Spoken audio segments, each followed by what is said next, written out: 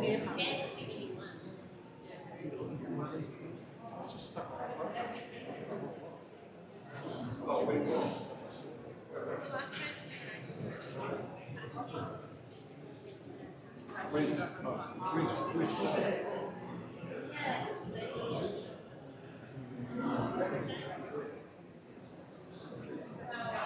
thought we were waiting for what's going on. So what do you want? We'll just keep I'll just have it rotating.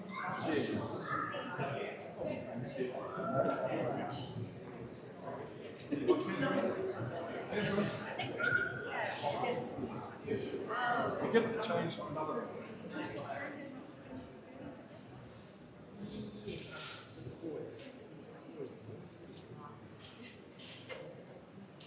Yeah, I think so.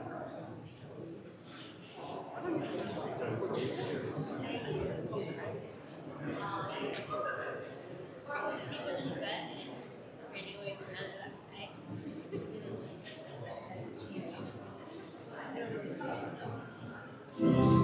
Any brother? Oh, I was. She must have been like.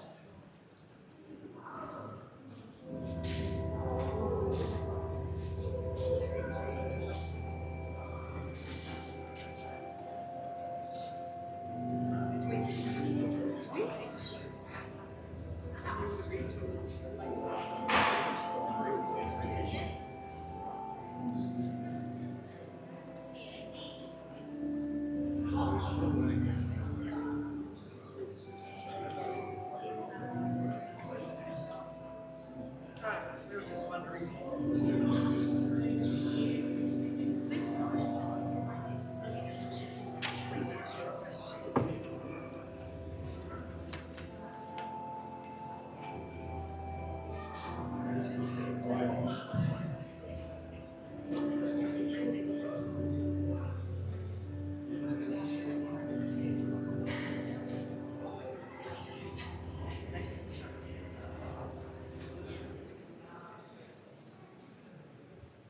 Families and friends, how do I quiet you down?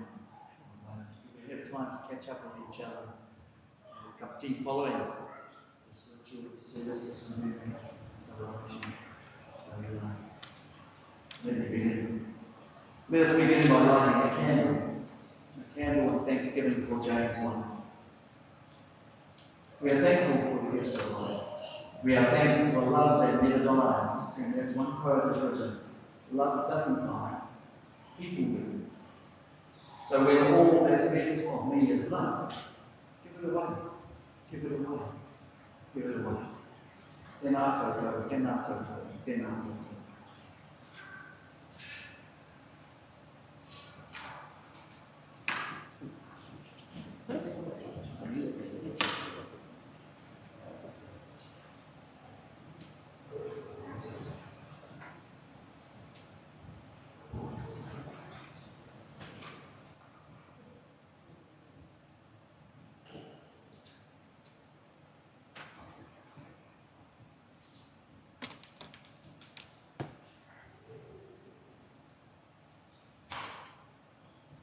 To Jane. Jane, you are in the midst of friends and loved ones with whom you rest. We offer our deepest honour and tribute, choosing to remember not yours or their deaths, but the vibrant lives that you shared with us. Today, enveloped by the embrace of family and friends, we gather to celebrate the vibrant tapestry of your life. While sadness weighs heavy upon our hearts, we also acknowledge the rhythm of existence, where each step leads us inevitably toward the quiet embrace of mortality.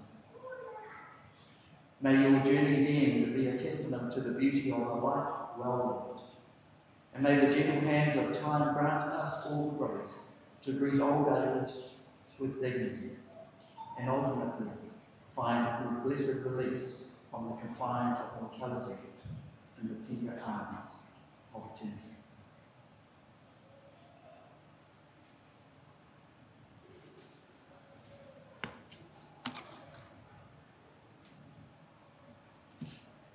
To those at home, we say welcome. To those who are here, we say welcome. We say kia ora koutou, ngā whānau e hoa mā. Welcome. To Peter, Gordon, Robert, where's Robert? Robert, Gordon, you've split it out a bit. Yeah, Annie, I can recognise Annie, wherever Annie is. It's lovely to see you all together.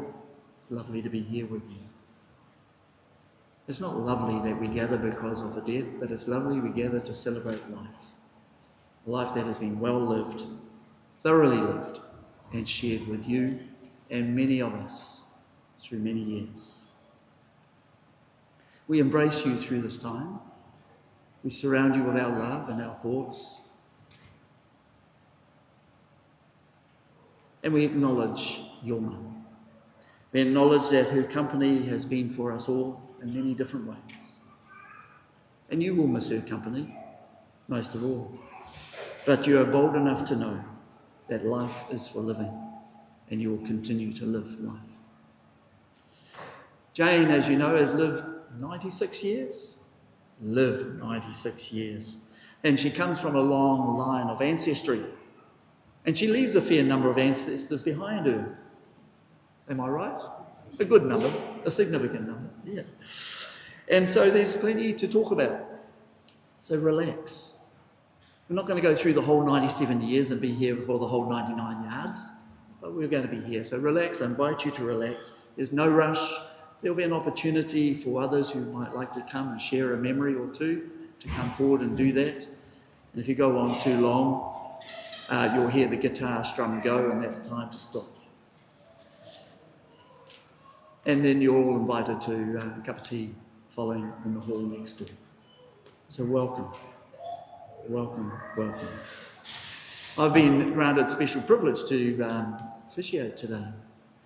2004, we gathered to farewell Jim, and we had a day to remember that we were able to clip our ankles a little and enjoy the fun that Jim brought to our lives as well. I grew up not knowing them as Mr. and Mrs. Jackman, but as everybody else in the district was known as Mr. and Mrs. For one reason or other. That was what you did as a sign of respect. I grew up knowing as Jim and Jane. It was never either Jim or Jane, it was Jim and Jane. We were going to the Jackmans in Tiniroto, over to Ohiwa. And you can't mention Jane without Jim, or Jim without Jane. But today, it is Jane's day. We acknowledge Jim and give thanks for his life and the life lived. But today, we are here to celebrate. We're here to celebrate because our mothers, Veris and Jane, were the best of friends. And that meant a lot. It meant a lot on days when Dad was doing the bills. The toll calls to Tiniroto were always mentioned, or Hiwa. And also the trips to Waikari Moana, and a wonderful time they had playing Scrabble, or fighting over Scrabble, or having lots of fun playing Scrabble. I have had two phases of life with Jane. One as a child, and the many occasions that we spent socialising and enjoying each other's company. The other was as an adult. I was fortunate to be in Opotiki when they were in Ohiwa. I was the minister at St John's Union Parish. And so I got to walk and journey with them as adults, as an adult. And so I got to hear stories about life and living in Muriwai and Manatukia and all these other places. And also Jane's faith story in particular, and how she would encourage me to read Bishop Spong and other sorts of authors, which I have since done. So I would describe Jane's faith like this. Jane's faith is a Franciscan faith. I never got to have this opportunity to speak to her about that, but a Franciscan faith. Why? Because it's a gentle, humble stance towards all of creation, rather than a fixation on doctrinal correctness. Her faith embraced the entirety of existence, from those on the fringes of society to the essence of life itself. And she did that with an authenticity that was both humble and profoundly transformative. The words I bring to you today thus encompass some of that transformative and all-encompassing nature. Let's gather our thoughts in prayer. God of sunrise, sunsets, and of surprises, may we sense presentness in the energy and the power and the colour of this day. We are grateful for the gift of life itself, mindful that to respect life means both to celebrate what life is and to insist on what it can become. On this day, how strong and good and sure the earth smells.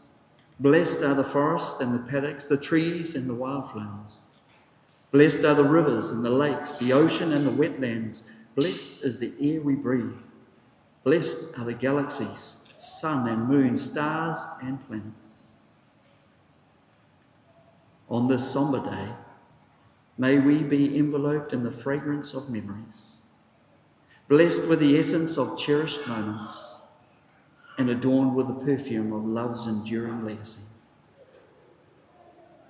We remember that too often our collective actions and attitudes have caused us to become alienated from planet Earth. We have viewed this planet as disposable, a source of endless resources. We have polluted Earth's waters and toxins and turned our greed into global warming. We have helped cause massive melting in the ice continents, threatening the lives of many on our smaller land masses.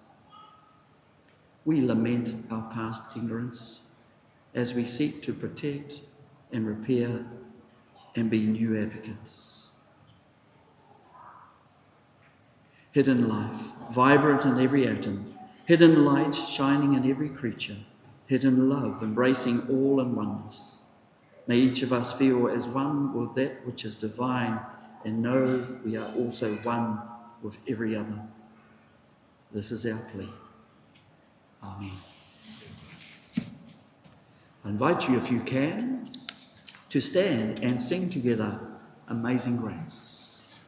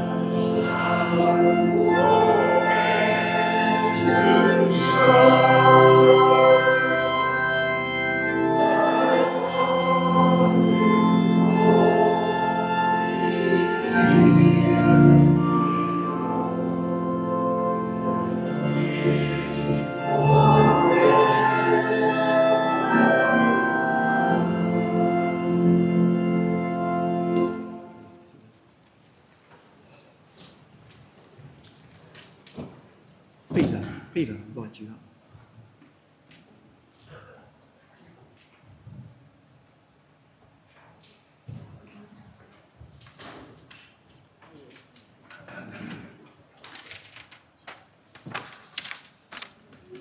The reading is taken from Ecclesiastes chapter 3, verses 1 to 8.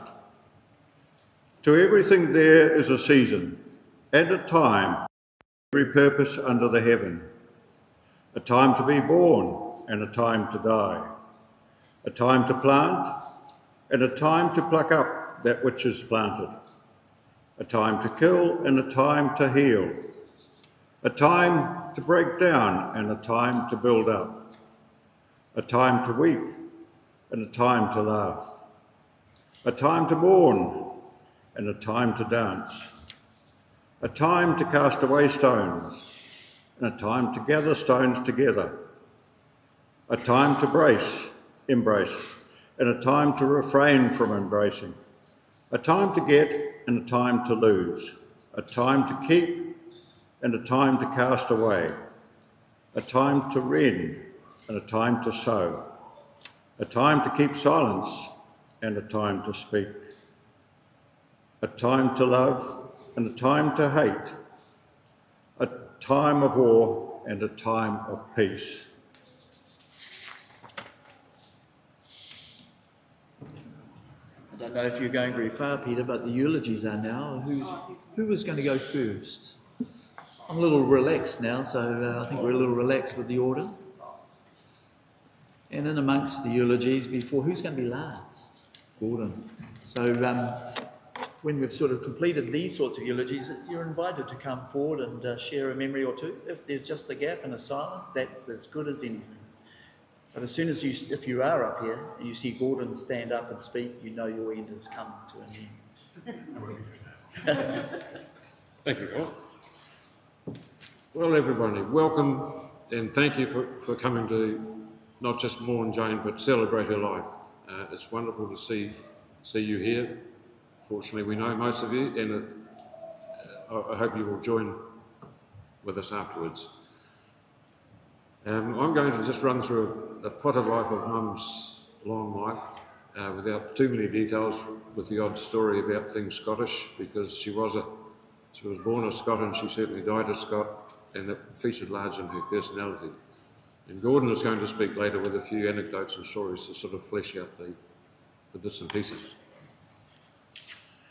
Mum began as an Australian. She was born in Brisbane, and we didn't hold that against her, but she was there for 3 months and came back to New Zealand, where she joined her older brother, David, and her parents out at Muriwai on Parkaway Station, and had a fairly idyllic upbringing.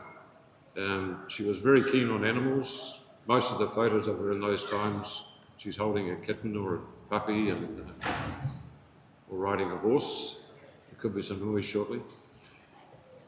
Never mind. And she loved animals, and she had her cousins round the corner. The Foxleys lived just round Glenview Road on the way back to Manitoki, and she saw a lot of them. And she was lucky enough to be homeschooled. She had a governess, and eventually at the age of 9 or 10 she was off to Waikato, to the diocese school there for girls, where sport was not her thing, but she was lucky to be given a horse by her father, and she could, in lieu of sport, ride the horse down the road and find an ice cream at the dairy and generally enjoy herself. And academically she did pretty well too. There is more noise going on. Never mind. And then in her teenage years, she went down to Ngātawa, getting further away from home, and met some very good friends, to which she had lifelong ones, and one is Colin's mother. And I'd have to say right now to thank you for Colin. He's known Jane since he was about so high, and as he said, officiated at my father's funeral. And we're so fortunate that we can have him to continue in that vein. It means a lot to us. So Mum was at Ngātawa for 4 years, I think it was 4, and her horses weren't available for her at that time, and she gave lacrosse a go, But basically she was an academic student and maths was her forte. She just loved mathematics. She struggled to understand why it wasn't simple to other people, but she just had the knack of it. And her mother was a doctor, so she decided to go to Otago University to try to become one, right at the end of the war. And with unfortunate timing, with a lot of returned servicemen who had places reserved for them, she didn't get into the medical school, but continued and did a BSc. Came back to Muriwai, and at the age of 21, married my father Jim, who she'd known for quite a few years. The families had known each other, and so it happened. And then headed off to Tinoroto in the hinterlands, and did a wonderful job as a mother. She raised 4 children, and we were very lucky in the upbringing that we had. Very little constraints on children in those days. We could go anywhere, spend all our times out of view of the parents and whatever. It was a great place to grow up, and she was a huge part in bringing us up. She got right involved in the local community up there. There was the Women's Division of the Federated Farmers, there was Country Women's Institute, there was a flower show, theatrical productions, and she got very friendly with the teacher and the teacher's wife, Mark and Dorothy Reynolds, and to that extent helped some people with their teaching. In one particular, Bill King, may not be here, but Bill was a local who had trouble at the secondary school and adjusting from life from Tinoroto to Gisborne, and when he came back to Tinoroto, Mum spent some time helping him. That's the sort of person she was. She did live for other people. And as the time went past in Tinoroto and Pete came back to take over the farm, they decided to move to Ohiwa, which was a big shift for them. Well, we didn't see it coming, but they did. They followed some other friends of ours, the Baker Gabs, that were up the Parakanapa Road that had gone there a few years before. So being in Tinoroto for close to 30 years, they now moved to Ohiwa, where they were for about 35. And once again, Jane really got into the local community. She was involved in, along with my father, in setting up the Rangamari Trust, which managed, hard to imagine nowadays, but in those days they built 14 houses for people that needed the housing and ran it in a Potiki. She got very keen on the Save the Children, and in those days it wasn't online like it is now. You actually had little shops around towns where people came together, sold the food that they'd made or the cuttings they'd grown and raised money. And it was more than that, it was an active participation of people who thought the same. And as Colin alluded to, she, it's not that her faith wavered, but she looked at different church options, as you might put it. I think she joined a Pentecostal church. I'm hoping I'm not treading on someone's toes here, Colin, but she had an open mind. She could, as you say, talk about other ways of looking at God, but she never lost that faith. She got into travel.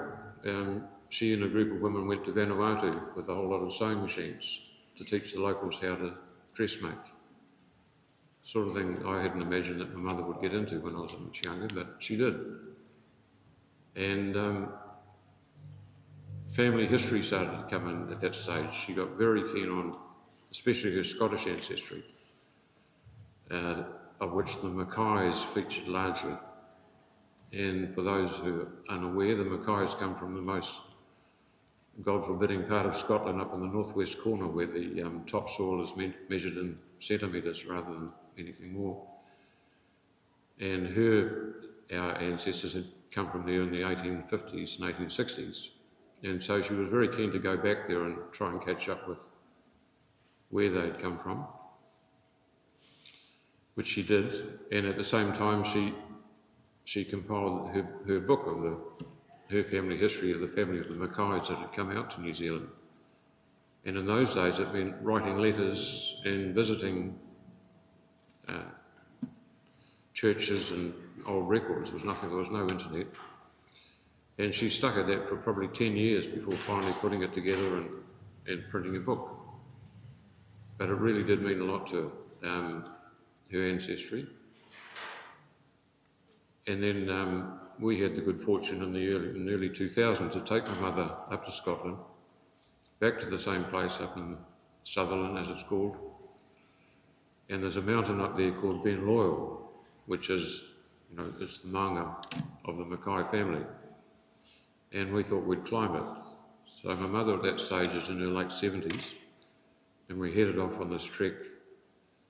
And all was going well until we came across a peat bog that had been dug out, and it was a little bit hard to negotiate, at which my mother decided it was better if she went back down the mountain and stayed in the car, and we carried on and got to the top with a fair bit of lack of enthusiasm by the children, if I might put it that way, but we all got up there.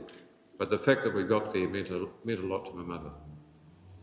And we were staying in a B&B with a third cousin who said that I looked just like her uncle and whatever. It was like going home for my mother. And it was a side of her that I couldn't appreciate until we got over there. And I'll carry on the Scottish theme a little bit while I'm thinking about it. I got her to have a DNA sample about almost 2 years ago now. She was a little bit suspicious as to why I wanted some of her saliva, but once I said, look, it's to look at our family history, Mum, she was in bolts and all. Sent the sample away, it came back, and I went in to give her the news, and it came back that she was 94% Scottish, but 6% English. And when I mentioned that, she was outraged. She couldn't understand where that English had come from. So I had to explain it, because nowadays you can even find out what the parents are, that one of her parents had a smidgen that had come from Northern Ireland. And I thought to somewhat mollify, I said, well, it can't have been that bad, Mum, because you married an Englishman. And she said, did I? How on earth did that happen? So she had long forgotten Jim by that stage, but she was still outraged that, you know, somehow the English had got in there somewhere. And to follow on from that, she was watching the coronation of Charles in the lounge at Leighton House there, and there would have been 15 or so people against the wall, and there's Mum in one corner glaring at the TV. And I asked her how things were going and what was the coronation like. She says, not very good. Plus, they can give that stone of Scone back immediately. They shouldn't have it. That was what worried me more than anything else.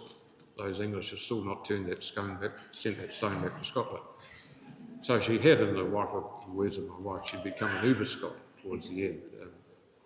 And by this stage, her description of Otago University, which was obviously built by the Scots, but by now it was only open to Scots people. Only Scots were allowed to go to Otago University.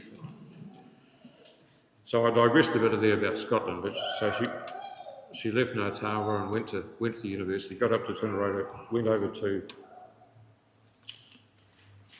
Ohiwa, and then Dad died in 2002, and it was quite a shock for Mum, but she, as I said, 2 years later we went overseas, and she continued to be involved in the local, especially the Save the Children. That became her main focus in a way. And her memory was starting to go by then, and it was time to come to Gisborne.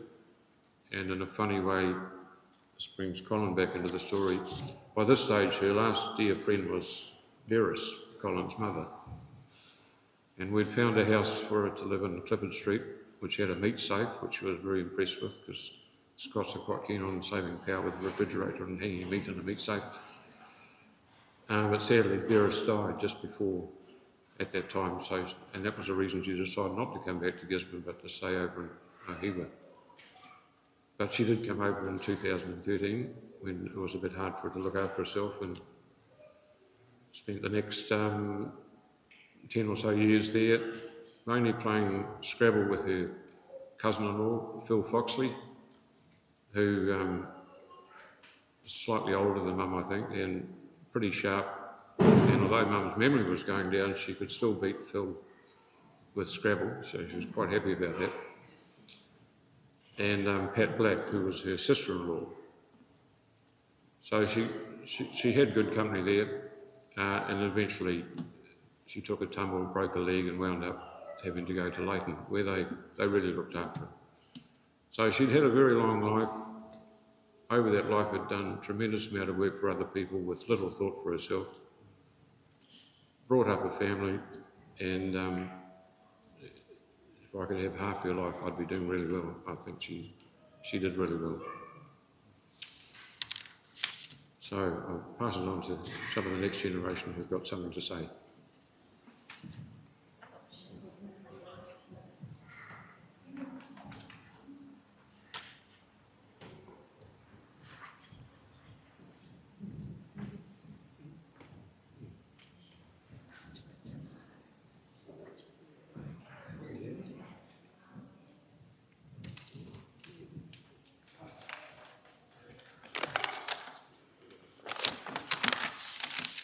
Kia ora koutou, I'm Nicola, one of the grandchildren, and I feel very fortunate to have been Granny's grandchild. Like my cousins, I have very fond memories of time with Granny and Grandad at Hiwa Harbour. But what I'm most grateful for are the things that I learnt from Granny and the time that she gave me. It's a long list that includes how to make queen cakes, how to make an old car live for hundreds of thousands of kilometres, how to play chess, how to play mahjong, how to beat Grandad at mahjong, how to make a quilt, how to categorise every piece of material into boxes for future quilt making, how to organise your house as a centre for a band of quilt makers, how to knit and watch TV at the same time, how to string and slice beans, how to eat beans, which she served with pretty much every meal, how to ensure that every family moment and every visit is captured with a photograph, how to read the listener and have a robust discussion afterwards, how to talk politics and critique leaders who were self-serving, why voting is important, something my sister Rachel learned after Granny found out she hadn't voted in her first eligible election. Granny wrote her a letter reminding her of the hard-fought-for right of the woman's vote. Rach hasn't missed an election since. Granny taught me that I have a responsibility to the society I belong to contribute, to serve, to join a committee and keep things going, to volunteer and to give. Needless to say, with all of this, I wasn't a quick learner. When I was about 9 and my Aunt Annie was pregnant, Granny asked me if I'd like to learn to knit. Up for the challenge, I said yes. Now, most people learn to knit by making a scarf, but Granny decided that my first project should be knitting some booties for my new cousin. She cast on for me, would tell me how many rows to do, and left me to it. I dropped stitches all over the place, and the result was a lot of holes. Still, Granny encouraged me on, finished them off, and sent them to Annie. Later, I was presented with a photo of a baby Tom wearing them, holes still very visible. But that was very much Granny in the way she encouraged and things, so thank you, Granny. It's only now that I appreciate all that you've done and the amazing woman that you were. Go well. Aroha nui.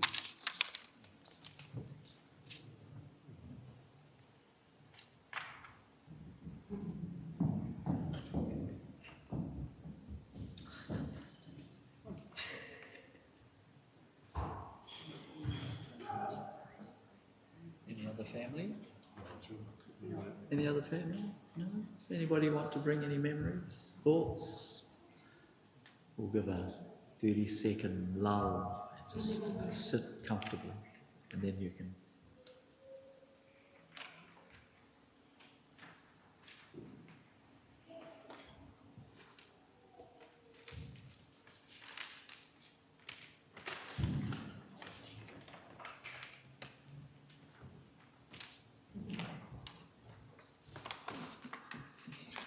It is lovely to see you all here, and I really appreciate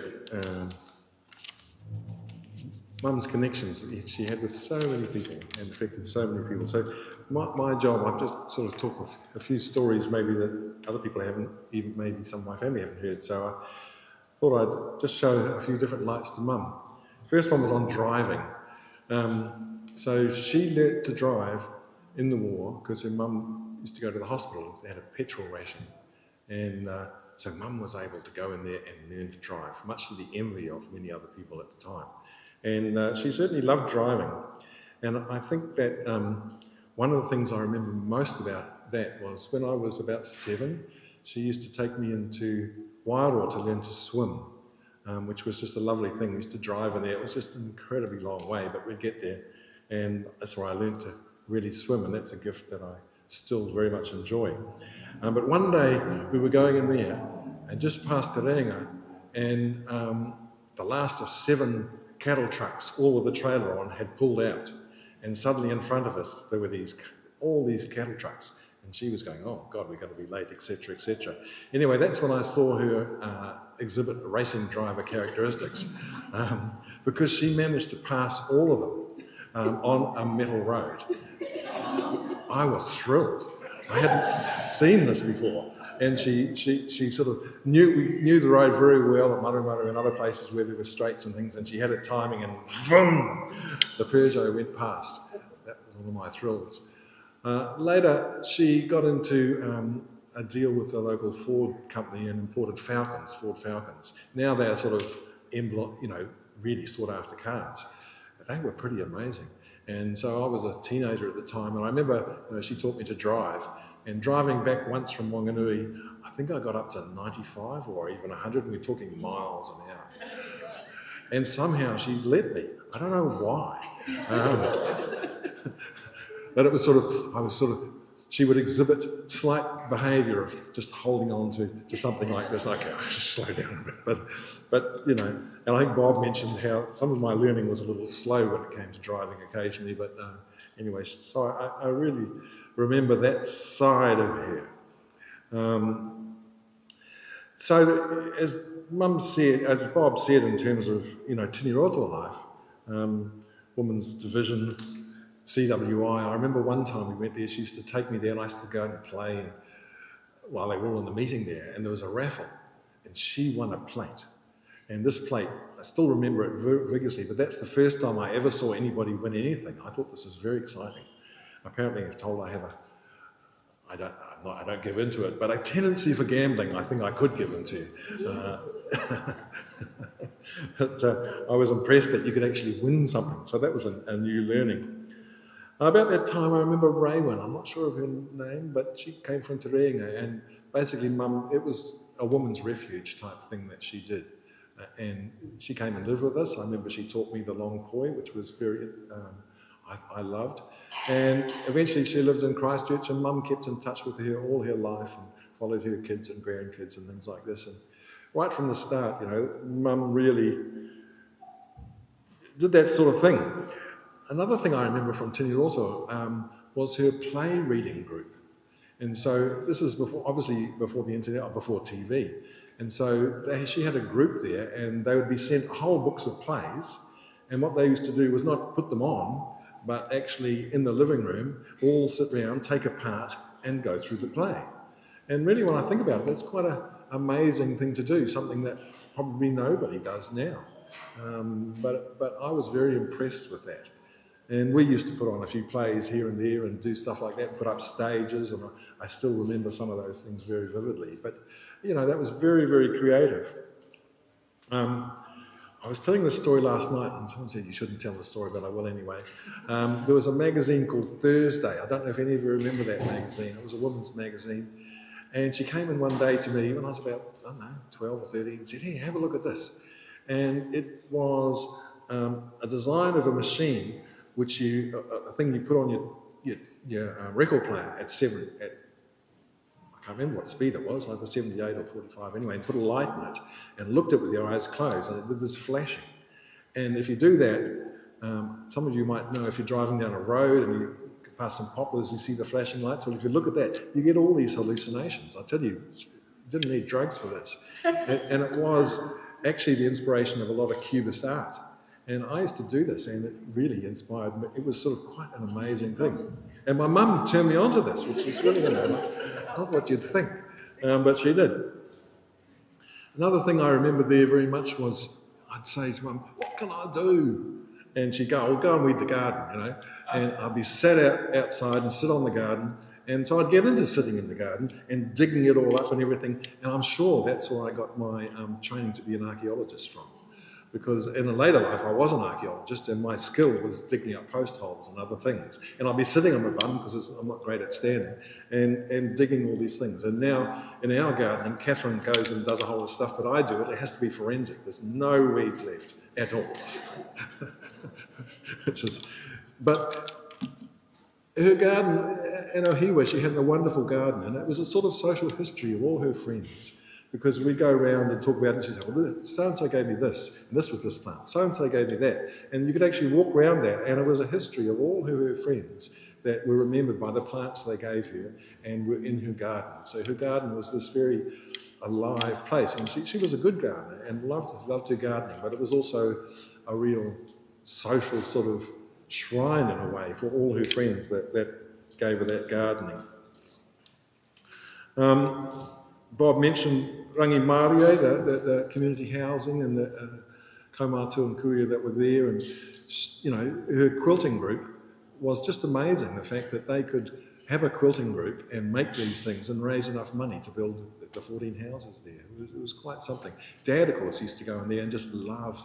I think he was sort of maintenance or that, but really just loved gossiping with all the people in there and had a really lovely time. So he really enjoyed that as well.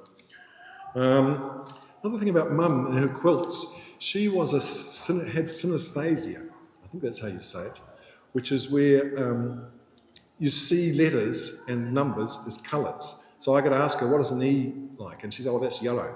Or what's a Z or whatever. And she would tell you what that colour was. And this is a known condition, a rare one. I always wished I had it, because I reckon that would have been fantastic, but I never did. But she had that sense. And her sense of colour in her quilts that she did was very finely tuned. She was very sensitive. It wasn't my colour sense so much. But, she really loved that, and she really spent a lot of time getting her colour sense beautifully sorted. And so all of her quilts have this exquisite her sense of colour, which was really neat. Bob mentioned her going to Vanuatu. I happened to be travelling past Vanuatu in a yacht at the time and going up there as an archaeologist, but I was hoping we would call in, but I couldn't persuade the captain to do that. So, but I know, I just see the photographs of that time and got these men sitting there, big, strong men, knitting. What the hell's going on here? And sewing and things. But yeah, she was a great traveller, a great adventurer. Now, when they were living at Ohiwa, I got into environmental activism, especially worked on the Tarawera River. And Mum and Dad really, really supported me in that. It's not that they would get out and do that stuff, but they were very, very supportive. And I used to go there a lot. I think sometimes I did that as a way of actually an excuse to go and see them. And they were very, very supportive, and then became of the Green Party as well. And I loved Colin's original prayer there, just the sort of things, because she would have absolutely loved what you said about, everything. And she used to make quilts for the fundraising for the Green Party, and they were absolutely loved and raised a lot of money, and people competed to get her quilts. They were famous every year at whatever conference it was. And once I made this thing called Eugene. This is in the GED. It was a 6-foot tomato with fish eyes and an udder and various other strange things that we used to think about in those days. And Mum was out there beside it, happily persuading people, to think about things. And she was the most, not the stereotype sort of green activist, but she was just wonderful. Mum had an Instamatic camera, and she took so many photographs. Some of the ones that you might see up here was that. I've now got all the negatives, I've digitised half of them, and I'll get around to digitising the rest of them. But the thing about the Instamatic is it's like she wasn't a photographer as such. She was a recorder of people and events, and so she just loved photographing people. Sometimes you get your head chopped off accidentally, but she did record a lot, and she was very organised and kept all those things, and really kept a record of everything. So she was a real person of her time in terms of when she was born and the sort of skills and values and attitudes that she got. And times moved on, so she never really embraced the internet or computers. She just was not interested in getting email or anything like that. But,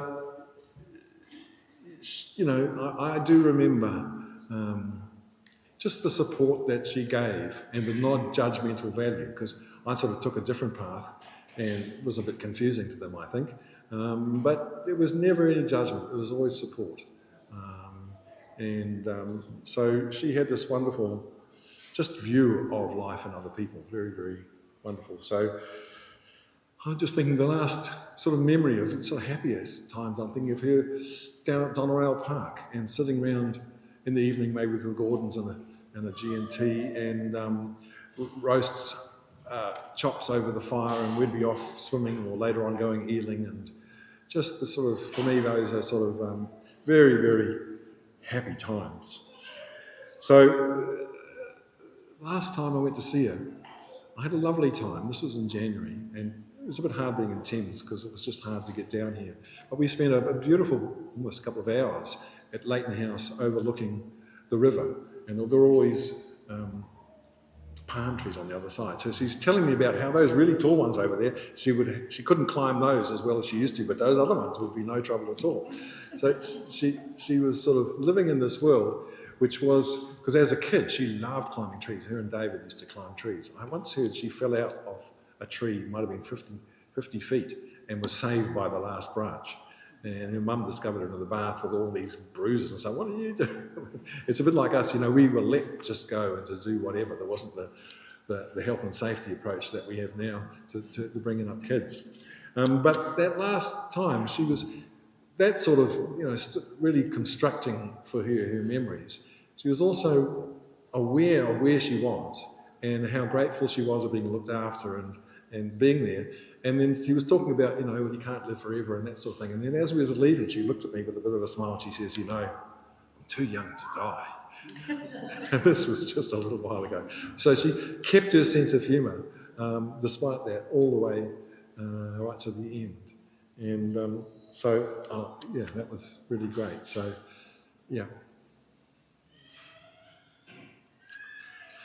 I think that's me. Are we singing a song now, or what are we doing? So me and Catherine and Bob are going to just sing a song in celebration of her Scottishness, but also I think the words just sort of, you know, it's just sort of symbolic of this time. So I'll just... You're invited to remain seated with the singing of the song, but you're also invited to join in on the chorus. So please do.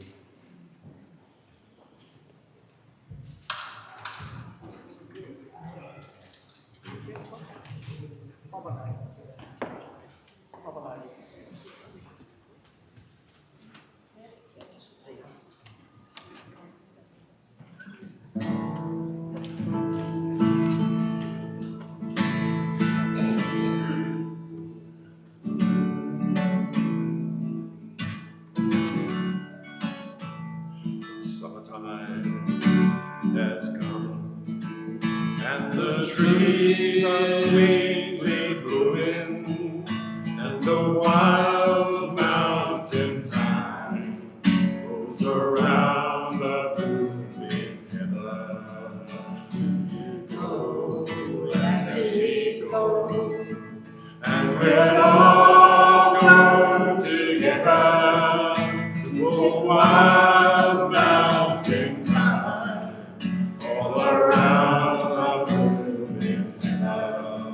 Where you go, as he goes, I will build my love tower with a cool crystal fountain, and around it I will pile all the wildflowers of the mountain.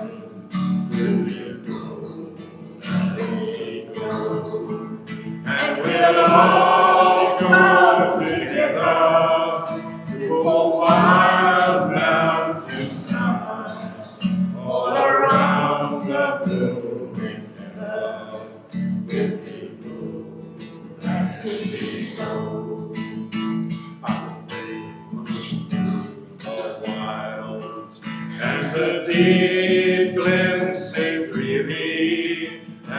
return with their spoils, to the bower with almighty peace. Will we go, lasting go, and we'll all go together to a wild mountain time, all around the burning river. Will we go, as we go? If my true love will not come, then I surely find another to do a wild mountain time, all around the burning river. Will we go, as we go? And we'll all go together to a wild mountain time, all around the burning river. Will we go, as we go? Will we go, as we go? And we'll all go together to a wild mountain time, all around the blooming river. Will we go, as we go?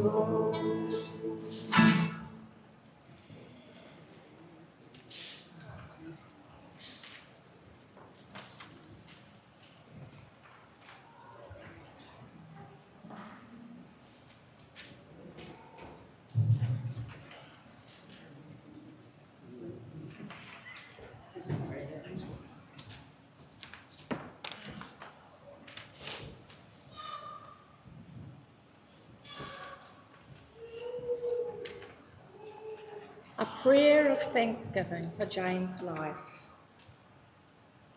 We give thanks for Jane's life, which she uniquely shared with each of us individually, for being a mum, a granny, a great-grandmother, an aunt, a friend of the family, for the way she gathered us together, our family stories, our histories, for all the moments and the times she shared with us. We thank Jane for the life and for those memories that we treasure, and for those challenges that we remember. They are part of all of us today. We thank Jane for her life that has brought us all here today to celebrate as she leaves us. Amen.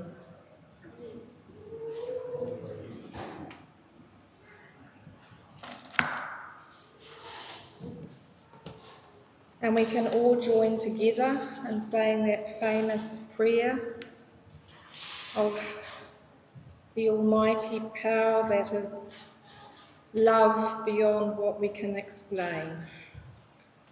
You can all say it with your own words.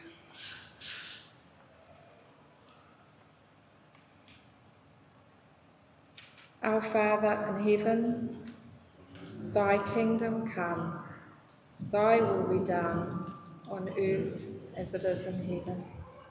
Give us this day our daily bread, and forgive us our debts as we forgive our debtors. And lead us not into temptation, but deliver us from evil.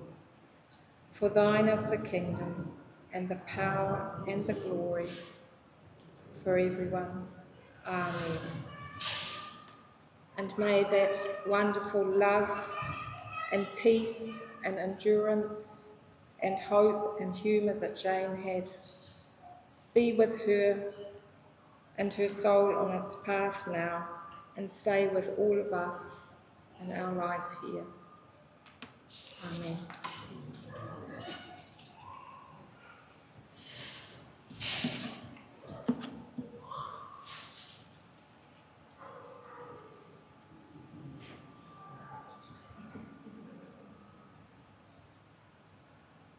For billions of years, the good earth has yielded its fruits and brought forth countless creative individuals who have the consciousness and the existence, and with their existence have added something to the world's storehouse of meaning and purpose.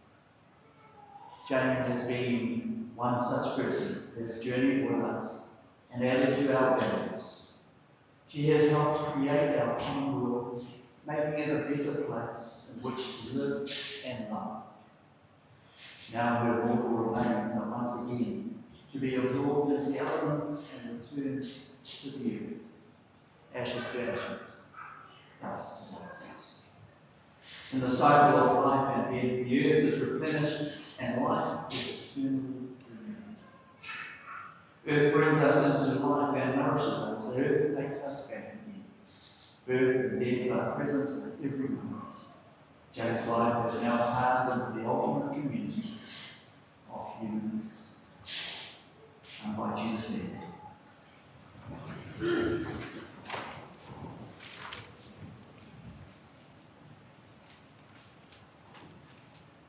Into the freedom of the wind and the sunshine, we let you go, Missy. Into the dance of the stars and the planets, we let you go, Granny. Into the wind's breath and the hands of the starmaker, we let you go, Mark. Jane, be in the freedom of the next journey. Join the eternal drama of the future within us. And may your passion for justice stream towards the world. And the sound of your laughter sing with joy into the universe. To those of us who remain, may the rising of the sun bring you new hope every day. May the moon gently restore you with my nights. And may the rain wash away your tears, and the breeze blow new joy into your being. And all the days of your life, may you walk gently through this land and know it.